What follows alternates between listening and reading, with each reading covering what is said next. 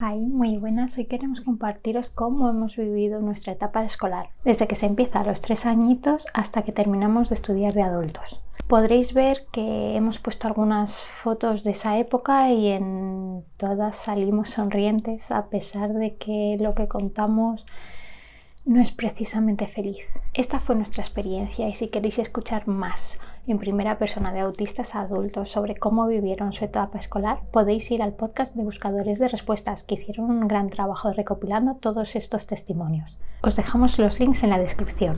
Gracias por estar ahí. Buenas. Quiero hacer un resumen de mi escolarización, de donde soy de España. Estaba P3, P4 y P5, que es cuando era más pequeñito. Pues esta etapa, tengo que decir que tenía unos amigos, unos compañeros que eran muy solidarios y tiraron mucho de mí. O sea, me hacían participar en las cosas, aunque yo me apartaba y me alejaba, pues ellos siempre como que me recogían y me hacían partícipe de todo lo que estaba sucediendo en ese momento. Pero los profesores dijeron que era una mala influencia porque, bueno, eran compañeros que eran trastos, y yo también me hacía un poco trasto para encajar un poco, y eso hacían que fuera una mala influencia, ¿no? Supongo. Entonces, cuando empecé en primaria, lo que hicieron fue separarnos. Pues yo intentaba juntarme con ellos en el patio y eso, pero bueno, lo que es en las clases y cosas así, pues imaginaros que estaba totalmente solo y era un poco, en aquella época, el marginado o el tontito que nadie quería estar con ellos. Y era porque de la forma que explicaban las cosas, pues no las entendía, básicamente. Ellos, claro, hacían muchos juegos y cosas así que yo no entendía y no me servían, y muchas lecturas que a mí leer pues se me da muy mal porque no entiendo bien lo que leo. Necesito que alguien me lea las cosas para yo entenderlas correctamente. Entonces, toda esa etapa, pues bastante mal. Después, en segundo de primaria, las cosas fueron todavía peor, porque me separaron más de mis amigos, los veía menos, empezaron las tablas de multiplicar y no entendía qué sentido tenía aprendérmelas. Entonces, es algo que nunca en la vida he llegado a aprendérmelas. Total, que gracias a este suceso me hicieron repetir segundo de primaria. Los pocos compañeros que había conocido de preescolar que tiraban de mí, ya no los volví a ver más. Por suerte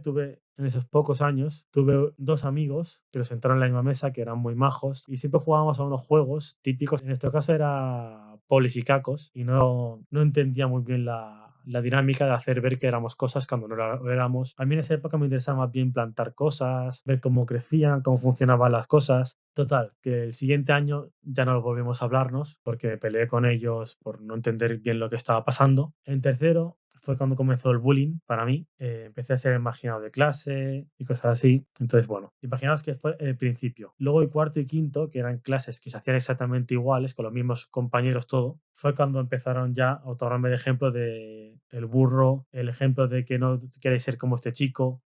Fue una época en la que yo tenía muy mal la vista y no veía la pizarra y todo lo escribían. Entonces solo, lo único que apuntaba en la libreta era lo que cogía de oído. Fue cuando empezaron también a robarme, a golpearme y bueno, os podéis imaginar un poco cómo fue la cosa, ¿no? Degenerando. Mis notas fueron bajando y el bullying fue aumentando. Después empecé en el instituto. El primer año fue medio bien dentro de lo que sucedió, pero me pusieron en una clase de niños especiales debido a mis malas notas y las clases especiales realmente no hacíamos casi nada. Ese año posiblemente me peleaba con gente de esa clase mismo porque se metían por mí por ser la única persona, a lo mejor suena mal decirlo, pero era la única persona de allí. Todos los demás eran personas extranjeras. Después en segundo me sucedió exactamente lo mismo que en el colegio. Fueron las notas un poco mal, no acabé de encajar con la gente y suspendí y me hicieron repetir otra vez curso. Claro, era muy adulto, pero empecé a juntarme con gente, empezaron a ver en mi clase gente muy mala. ¿Qué esa gente que hacía? Pues quemarme los libros, esperarme después de clase para pegarme, robarme. Los profesores no hicieron nada. Hubo un profesor que sí que quiso hacer algo, pero no pudo hacer más de lo que podía. Entonces, bueno, pues estuve aguantando el bullying esos años. Pasé de clase a tercero. A tercero conocí a un amigo que era muy majo, pero el problema de este amigo es que con él empecé a autolesionarme y él no lo veía mal tampoco, entonces él se autolesionaba también porque también recibía bullying y bueno, de ahí fue cuando empezó todo la época esta más oscura todavía. Por cierto, hubo mucho más bullying todavía, muchas más peleas, me quemaron los libros, me escupían, etc, etc. Ese año intenté esforzarme para aprobar y salir de allí pronto, pero no lo logré, me quedó una asignatura pendiente y me hicieron reaprobar porque dijeron que podía hacerlo mejor, yo no quise y me fui del instituto. Esa fue mi etapa escolar. Por cierto, más adelante, en una escuela de adultos, acabé sacándome todas las asignaturas pendientes con muy buenas notas. Me ayudaban bastante. Espero que se haya servido de ejemplo mi etapa escolar, que no ha sido muy buena y que después de tanto bullying, aún así conseguí continuar hacia adelante. Gracias por escucharme. En mi caso, me diagnosticaron con 29 años y siempre creí que mi paso por la escuela era normal. Era una niña buena con notas excelentes que se relacionaba con las demás niñas de su clase. En ningún momento llamé la atención de los adultos porque mi comportamiento era impecable. Sin embargo, en mi mente tenía muchas preguntas que a medida que fui creciendo me provocaban algo que no me gustaba y yo definía como una tristeza enorme que me congelaba. De mayor asumo que era ansiedad. El momento crucial en el que me di cuenta de que era diferente fue en el verano de quinto a sexto de primaria, con unos 10 u 11 años. Desde hacía un par de años me apuntaban a un campus de verano porque mi vecina y mejor amiga siempre iba. Era de deportes y desde el primer día me separaron de ella, pues yo no tenía ni idea de jugar a básquet ni nada. Nunca me había llamado la atención. ¿Qué pasó? Que solo estaba pendiente de dónde estaba mi amiga, a qué hora terminábamos y cuándo podría volver a estar junto a ella. Pero ella era muy sociable y hacía amigos con rapidez, mientras que yo simplemente me quedaba a un lado, observándolos. Sonreía y creía ser feliz, pero no me relacionaba. El último día de ese campamento se hacía siempre una fiesta después de cenar, con música, baile, lo típico. A mí jamás me ha gustado bailar, ni la música ni el barullo. Terminé sola, arriba de todas unas escaleras, observando desde la oscuridad y llorando como si hubiera perdido a un ser querido.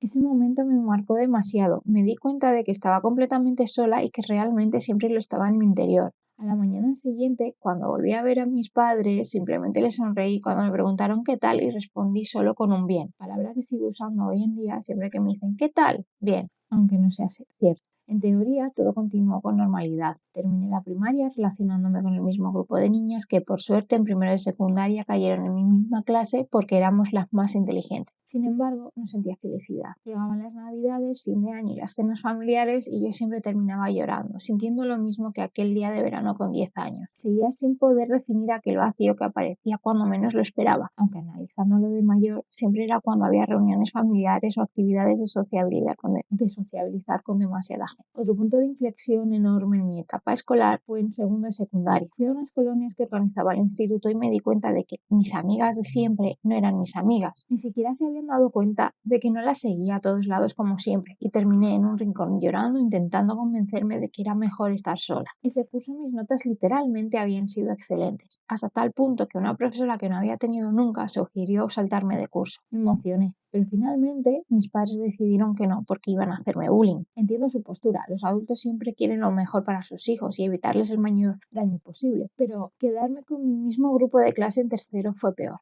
Ya va la lista. Calculadora, creído, empo... Me convertí en la empollona del curso. Y tras haber perdido a mis amigas del cole en las colonias, el vacío se convirtió en un pozo sin fondo. Mis notas bajaron a probar con simples bienes, pero no llamé la atención. Aprendí la ley del mínimo esfuerzo. ¿Para qué estudiar en casa si haciendo solo los deberes ya aprobaba? Conseguí relacionarme con compañeros de sorpresa, cuarto, los que habían querido evitar que me hicieran bullying. Recuerdo que ese año empecé a escribir de forma más oscura, depresiva, quizás realista para un adulto, pero no para una chiquilla de 15 años. ¿Los adultos se dieron cuenta? Obviamente no. Llegados a cuarto, mis notas mejoraron, quedándose en un notable de media. ¿Para qué más? Y no mantenía a los amigos más allá de un curso. Las navidades y reuniones familiares seguían terminando en llanto por las noches, cuando estaba sola. ¿Por qué? Si mi familia siempre me ha querido y yo también los quiero con locura. Porque los veía todos felices, en grupo, y yo sintiéndome como pez fuera del agua. Esta es la sensación que siempre tengo cuando estoy rodeada de gente, y a medida que fui creciendo me di cuenta que no importaba si no tenía amigos en la escuela. A mí siempre me ha gustado estudiar, así que hice bachillerato asumiendo que iba a estar sola, llevándome la sorpresa de que terminé siendo amiga de una chica con la que había coincidido en tercero y por X o por Y no nos hablábamos. Ahora, a pesar de vernos de vez en cuando, porque no siento la necesidad de relacionarme, puedo decir que es la única amiga de mi etapa escolar que tengo y está ahí siempre que la necesito. Después fui a la universidad por obligación. Me explico. Esta amiga quería hacer un grado superior que me llamaba la atención y pensé, si lo hacemos juntas sería genial, no estaría sola en clase. Pero dadas mis altas capacidades intelectuales, no diagnosticada en ningún momento, toda mi familia insistió en que no, que yo podía ir a la universidad y sacar una carrera. Error. Primer año fue una hostia terrible contra un muro que me destrozó completamente. Suspendí prácticamente todo. Tenía que ir en autobús a la ciudad de al lado, tardando el triple que si fuese en coche, levantándome a las 6 de la mañana, estando todo el santo día ahí porque el horario era partido, rodeada de gente gente desconocida con la que no conseguía encajar, porque a la que abría la boca para algo que no tuviese relación con las clases me miraban con cara rara. Además, no participé en ninguna fiesta universitaria, así que simplemente dejé de ir a clase. Siempre me encontraba mal, tenía unas migrañas horribles que ahora, precisamente este año, he descubierto que son el preludio de la ansiedad. Sí, aquel vacío lleno de tristeza que me ahogaba y me dejaba helada llorando desde niña era ansiedad, y hasta los 27 años no fui capaz de ponerle nombre. Antes no sabía qué era y me culpaba por ser una inútil, por no ser capaz de ir a la universidad, por no tener amigos, por no quererlos, por no relacionarme más con mi familia, por no demostrarles que los quería. Mi solución: alejarme de la gente, sociabilizar solo si me siento a gusto, el rato que mi cuerpo sienta necesario, convencerme de que era válido preferir estar sola, que no tenía